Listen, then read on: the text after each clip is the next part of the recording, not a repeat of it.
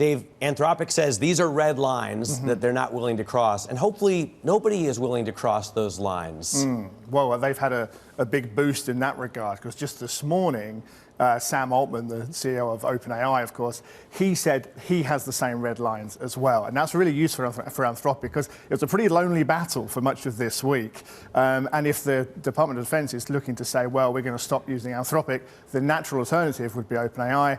OpenAI saying, we don't want to do that either. So now I think the momentum, the power is actually with the AI companies in this negotiation. Well, except for the fact that you've still got Grok, right? And Elon Musk doesn't seem to have any red lines. No, but he does have an AI that's not quite as good as OpenAI and Anthropic's. And I think that's kind of crucial to the discussion here.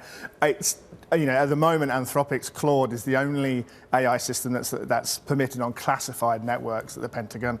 And changing that AI isn't just a case of saying, well, load in the new one, right? This is recoding a lot of things. This is a complicated process. And Grok fundamentally doesn't seem, from what people have been telling me involved in these things, isn't up to the job quite as well. There's a reason why Anthropic got that contract in the first place, put it that way. Dave, the thing that makes me feel somewhat uncomfortable in all of this is that we're just relying on the ethics of corporations to not go there, that the government isn't putting up guardrails, that this thing is growing so quickly, and we're just hoping maybe by sheer goodwill, Sam Altman and the rest of them won't step into this dark world where AI might take us.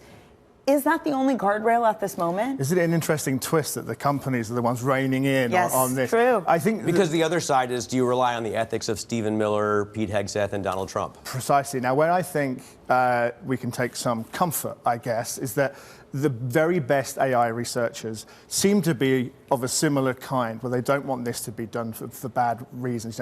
It's a passion they've had in their work for doing this for the benefit of things, as opposed to being a danger. Now, Anthropic, way back when it was founded by a bunch of people who thought OpenAI was abandoning its principles, right? So they went to create a company that was more focused on safety and things like that. Whether people believe them is another thing. However, if Anthropic was to go against that with this sort of arrangement, the risk for Dario Amodei, the CEO of Anthropic, is that a lot of his talent might say, well, hold on, I didn't sign up to this. So he faces a real problem. He's kind of caught in a bit of a lose-lose situation. Either he annoys the Pentagon or he loses the backing of his own employees. Seems like he's putting preference on keeping his employees happy. Is this all just a dystopian, sci-fi exercise? Feels like it, right? When you read the Citrini research note, did you think that's going a little too far?